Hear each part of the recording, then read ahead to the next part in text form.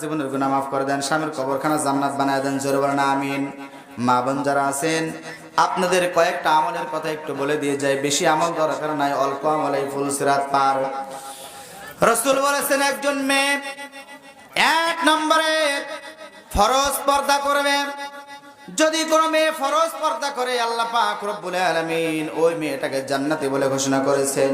2 number হলো ফরজ নামাজ পড়া লাগবে, আর 3 নাম্বার হলো ফরজ পর্দা করা লাগবে, 4 নাম্বারে হলো ফরজ রোজা করা লাগবে, আর 5 নাম্বার হলো স্বামীর সকল জায়েজ আশা জায়েজ বাসনা পূরণ করা লাগবে। তার মানে হলো স্বামীর সন্তুষ্টি অর্জন করা লাগবে। এই কয়েকটি আমল মা বোনরা ইনশাল্লাহ করবেন। আশা করা যায় ইনশাআল্লাহ আপনার স্বামী যদি খুশি থাকে, তাহলে ইনশাআল্লাহ আশা করা যায় আল্লাহ তাআলা আপনার উপরে খুশি হয়ে যাবে। তার কারণ হলো আল্লাহ রাব্বুল আলামিন বলেছেন, আমি যদি মেয়েদেরকে সিজদা করার হুকুম দিতাম দুনিয়ার কোনো মানুষকে, তাহলে মেয়েদেরকে বলতাম তোমরা তোমাদের স্বামীর পায়ে তোমরা সিজদা করো।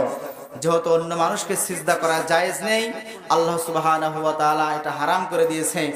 এই জন্য দুনিয়াতে স্বামীর মন জুগিয়ে চলতে হবে।